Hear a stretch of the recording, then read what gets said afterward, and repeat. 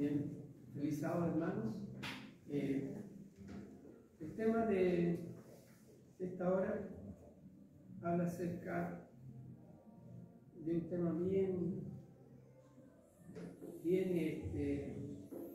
difícil de abordar, porque para muchos en nuestra sociedad parecería que este tema no existiera. Y habla sobre el tema del pecado.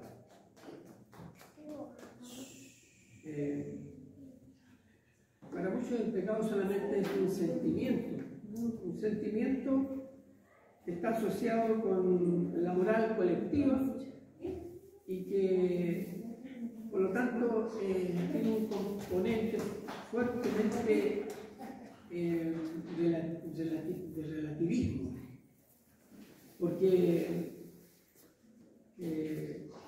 la conciencia ordena actuar, dice, de distintos modos de acuerdo al lugar donde se vive, ¿no? El sentimiento también es variable.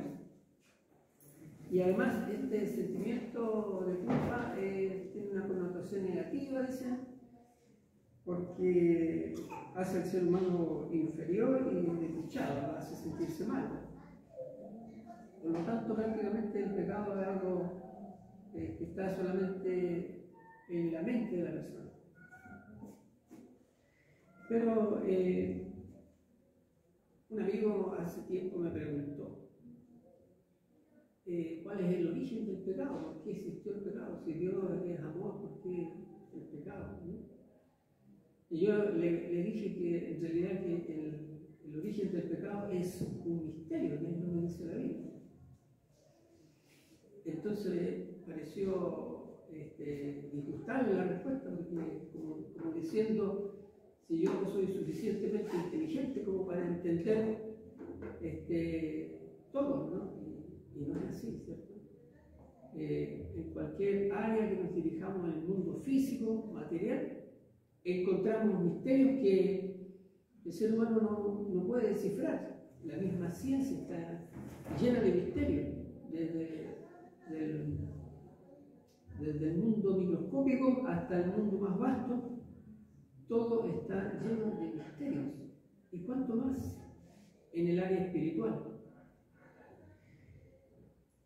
Y en el libro de Isaías, en el capítulo 5, versos 20 y 21, me gustaría que me acompañaran en la lectura, dice: hay de los que a lo malo dicen bueno y a lo bueno malo, que hacen de las luz tinieblas y de las tinieblas luz, que ponen lo amargo por dulce y lo dulce por amargo. Hay de los sabios en sus propios ojos y de los que son prudentes delante de sí mismos. Claramente allí nos muestra este texto de que el pecado no es algo tan subjetivo como pareciera.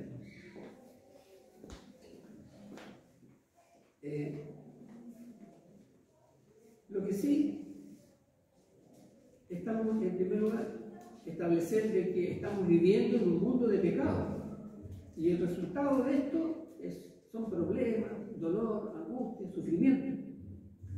Y aquí hay que establecer dos puntos de vista diferentes. El primer punto de vista es que aborda la visión del pecado, es el punto de vista conductista. Y esto se enfoca en lo que es el comportamiento. Y los que abordan este punto toman como texto 1 Juan 3:4, que dice: todo aquel que comete pecado infringe también la ley, pues el pecado es infracción de la ley. Amén. ¿Qué es el pecado? Infracción de la ley. Amén. Pero me gustaría también que noten lo que comienza diciendo: todo aquel que comete pecado infringe también la ley. Además, infringe la ley. Hay un énfasis en esto, ¿no?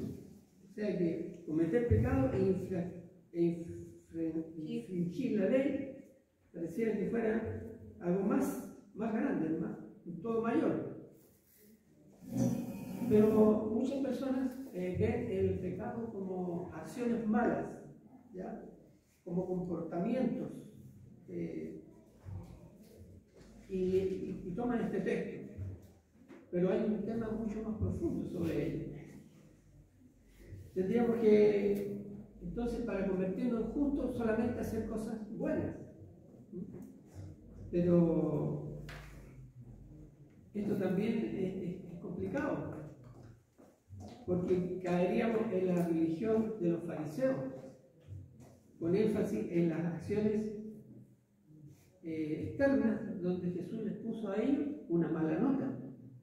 Y el segundo punto de vista es el del relacionista, que centra su atención en la relación con Dios. Y dice que el verdadero problema en cuanto al pecado es la separación de Dios. Y esto es lo que encontramos en el texto que habíamos leído, en San Juan 16, que dice que cuando Él venga convencerá al mundo de pecado y de pecado por cuanto no creen en mí. ¿No? Es decir, no creer en Dios, no creer en Jesús es pecado. No confiar en Dios es pecado. Entonces, si el verdadero problema es si estamos o no estamos confiando en Dios. Esa es la pregunta. Si estamos o no estamos confiando en Jesús. Sabemos que el pecado comenzó en el cielo, hubo una rebelión, donde Lucifer, que era un ser que había sido exaltado, que había estado en una posición de honor, se sintió lo suficientemente grande como para depender de sí mismo, ser su propio Dios, separarse de la lealtad a Dios, dejar esa confianza y esa dependencia de Dios para continuar solo. Él cayó en eso, ¿no? En la separación de Dios. Por lo tanto, podemos concluir que cualquier persona que vive apartada o separada de Dios, sin importar que haga el bien o que haga el mal, vive en pecado. El resultado será acciones malas. No se puede buscar la gloria de Dios y al mismo tiempo la gloria humana. Hay una parábola que nos ilustra que algunos estudiantes de medicina estaban estudiando un cadáver y uno observaba, decía, se ve sumamente pálido. Otro decía, está feo.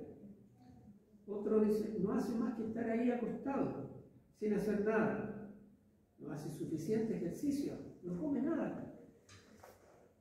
Hay que levantarlo para que pueda caminar y activar su circulación.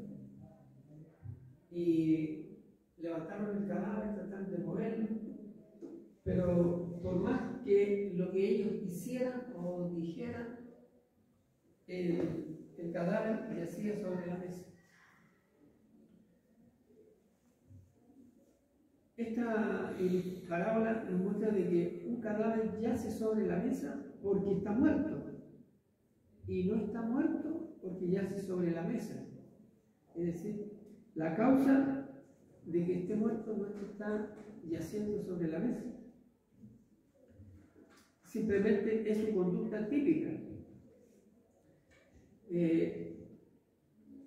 Podemos ilustrarlo también con las flores de plástico. Las flores de plástico se ven muy hermosas, pero no tienen fragancia, no tienen vida.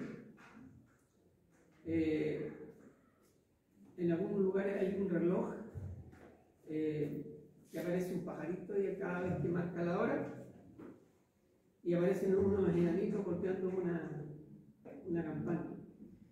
Hay mucho movimiento, pero no hay vida. Espiritualmente, nosotros podemos tener mucha actividad, centrarnos mucho en acciones, pero puede que nuestra vida espiritual esté muerta. Las acciones pecaminosas que cometen los pecadores solo son el resultado de su condición pecaminosa. A un cadáver se lo puede vestir bien, se lo puede arreglar muy bien, ponerlo elegante e incluso llevarlo a la iglesia, pero seguirá siendo un cadáver.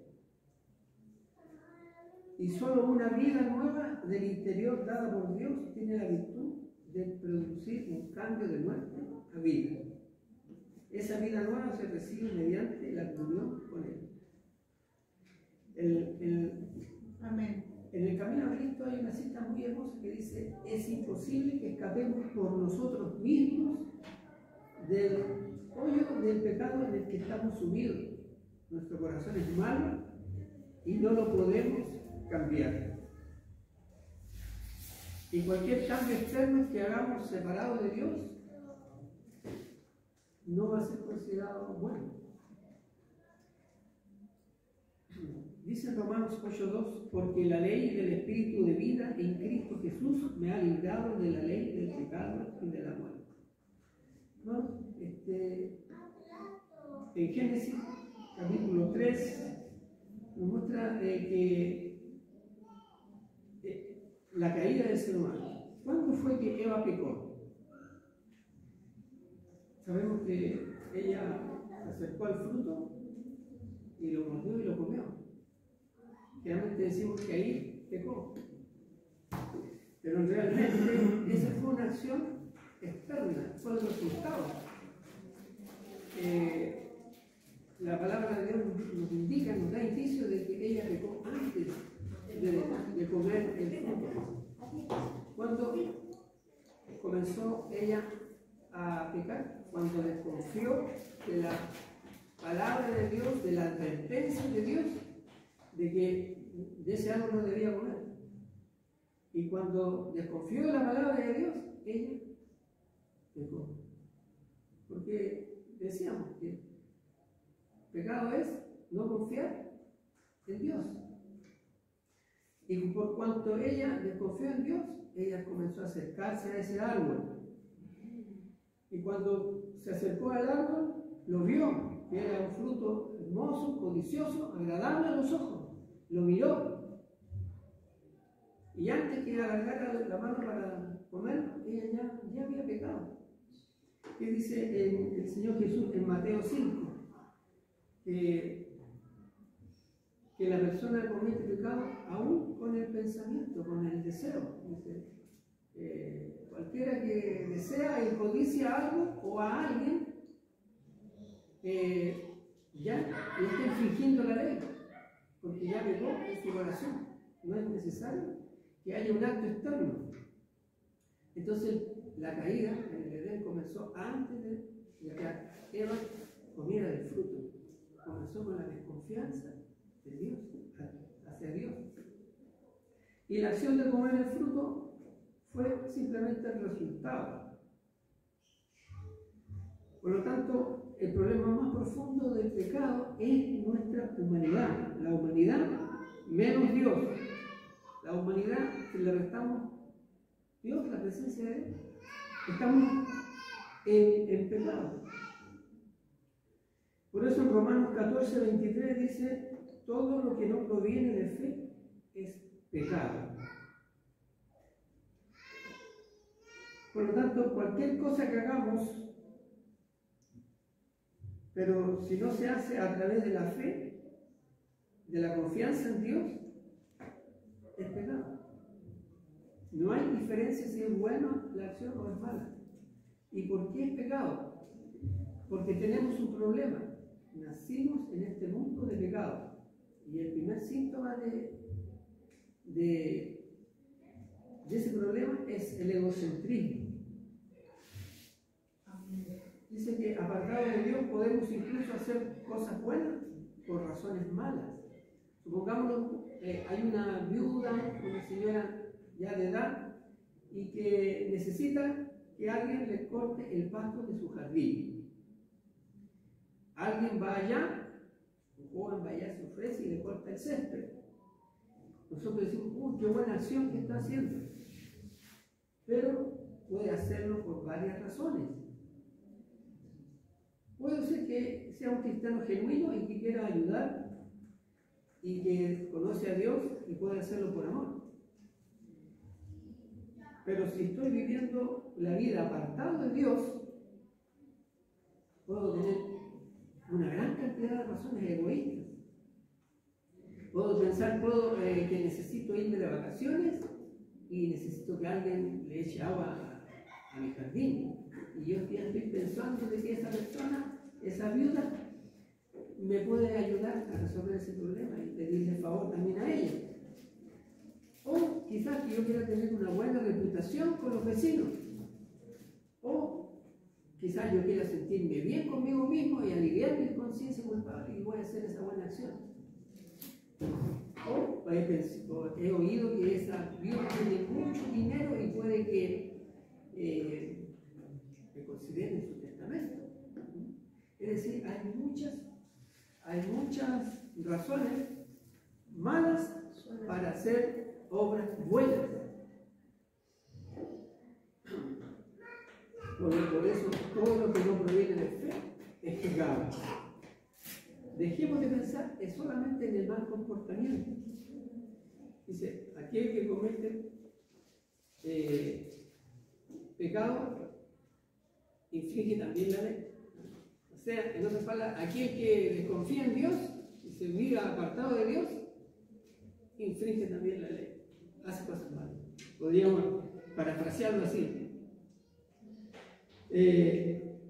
Y también podemos ver en la misma Biblia que muchas personas que tenían una gran reputación, que aparentemente se veían gente buena, que uno no los vería jamás haciendo alguna acción inmoral. Sin embargo, ellos fueron los que crucificaron a Jesús. Eran los religiosos, los líderes, los gobernantes. Y las personas malas, los publicanos, los ladrones, los prostitutos, más bien iban arrepentidos a Jesús y eran amigos de Jesús. Y a Jesús le decían amigos de los pecadores. Por lo tanto, nuestras obras buenas, nuestras obras malas, nuestra moralidad externa puede que nos aleje de Dios. Dice que el Salmo 58:3 dice que todos se apartaron los impíos desde la matriz, se descarriaron hablando mentiras desde que nacieron.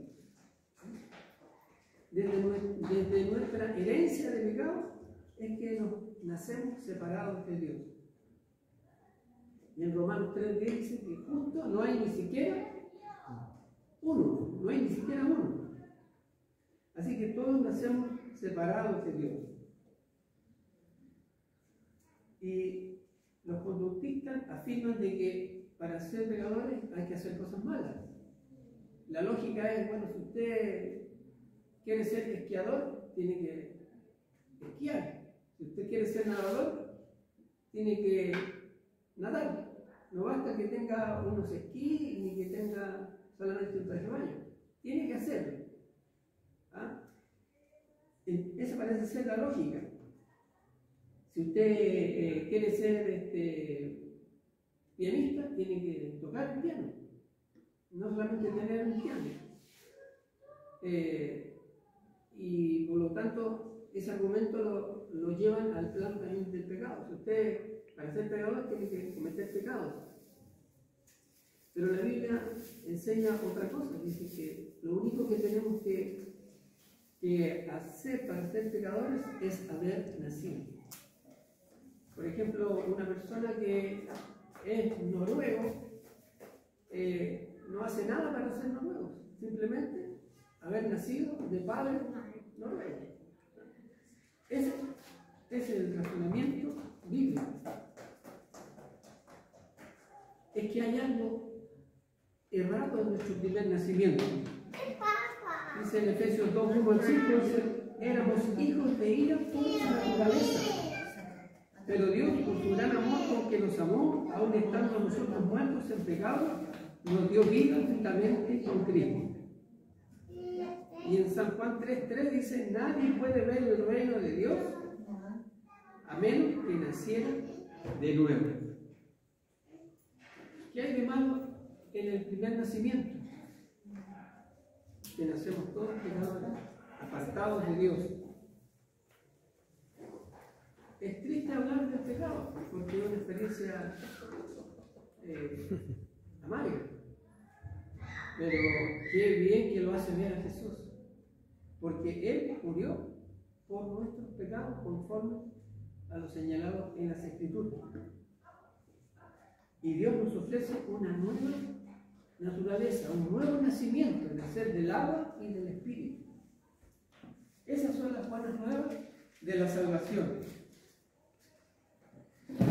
Por lo tanto, hemos establecido que la vida separada de Dios es la base del pecado. Las malas acciones, a menudo, que llamamos pecado, son únicamente el resultado de nuestra condición pecaminosa.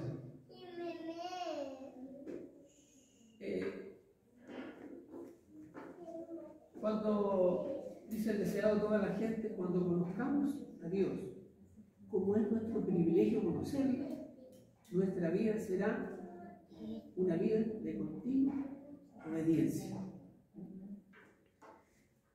A veces nosotros estamos buscando a Dios, pero caemos. Y cuando eso ocurre, es porque aún tal vez no conocemos a Dios como es nuestro privilegio conocerlo. Y es posible que en ocasiones apartemos nuestra mirada de Jesús y dejemos de depender de Él y confiamos otra vez en nosotros mismos. Y cada vez que esto suceda, fracasaremos.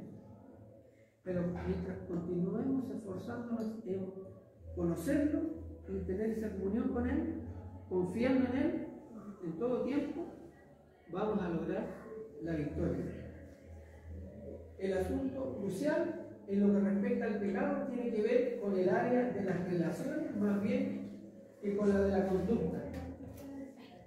Por lo tanto, todo aquel que vive separado de Dios vive en pecado.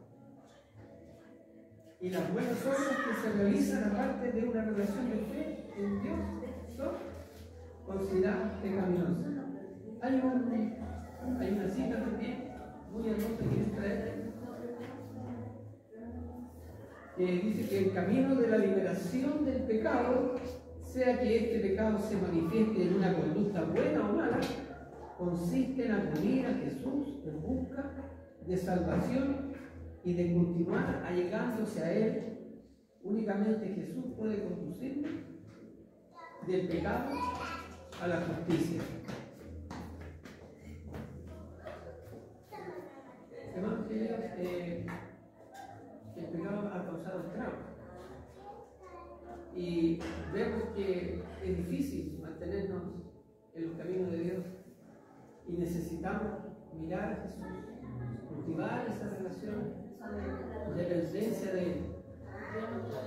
Hay una historia de un joven que se llama Pablo, es músico.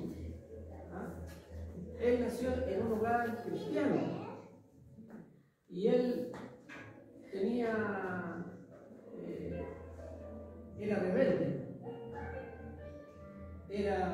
le gustaba la música rock, metal, heavy metal, rock pesado. Y él era un rebelde con causa porque quería llevar esa música, practicar esa música y viajar por el mundo en una banda de músicos. Y dice que un día, a los 14 años de edad, él se fue de la casa. Y cuando su madre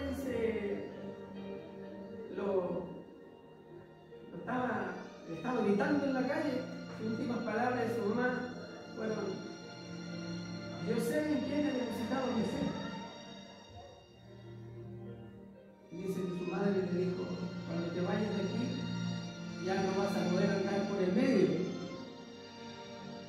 O vas a estar con Dios, o vas a estar con el diablo. Y él le dijo, me voy con el diablo. Y se fue con el diablo. Y dice que tuvo 12 años viviendo con el diablo. Y tuvo mucho éxito.